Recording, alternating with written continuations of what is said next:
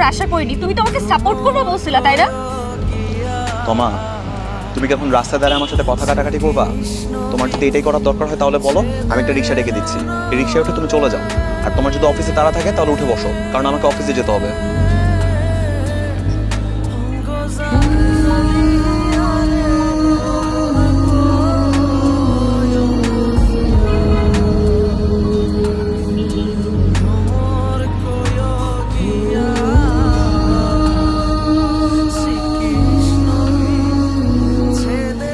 শোনো, তোমার ওষুধ খাওয়ার সময় হয়ে যাচ্ছে, আমি খাবারটা নিয়ে আসি, তুমি খেয়ে ফেলো। আচ্ছা, না না, বসো তো।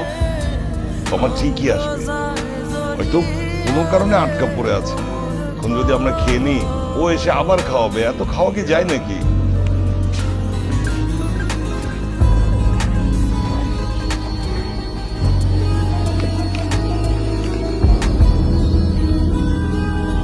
দেরি হয়ে যাচ্ছে না? ওষুধ খাওয়ার সময় হয়ে গেছে না?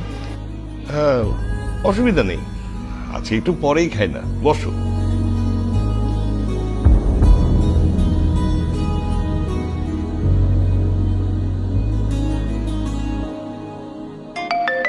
ওই তো ফোন করেছে। হ্যালো মা, হ্যাঁ বল।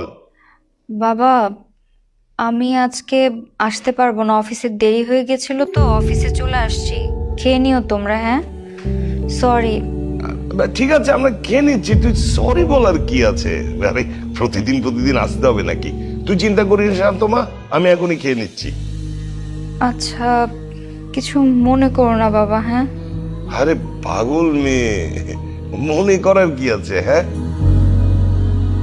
আর তোর বাসা তো কাছে না যে চট করে চলে আসবি, অফিসটাও উল্টো দিকে। শোন, তুই একদম চিন্তা করিস না, আমি এখনই খেয়ে ওষুধ খেয়ে নিচ্ছি, ঠিক আছে? তোমরা এতক্ষণ আমার জন্য না খেয়ে অপেক্ষা করছিলে, তাই না বাবা? আরে না রে মা, তেমন কিছু না। ওই সবসময় তুই আসিস তো, তাই ওয়েট করছিলাম। আসলে তুই এসে তো আবার খাওয়াস, অত খাওয়া যায় নাকি? আর তুই চিন্তা করিস না, আমি এখন নাস্তা করে ওষুধ খেয়ে নিচ্ছি।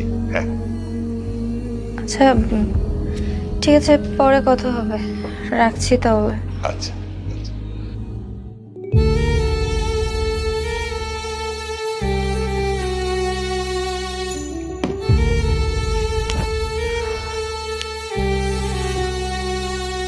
নিজে মনে মনে এত কষ্ট পাও, মেয়েকে মিথ্যে বললে কেন?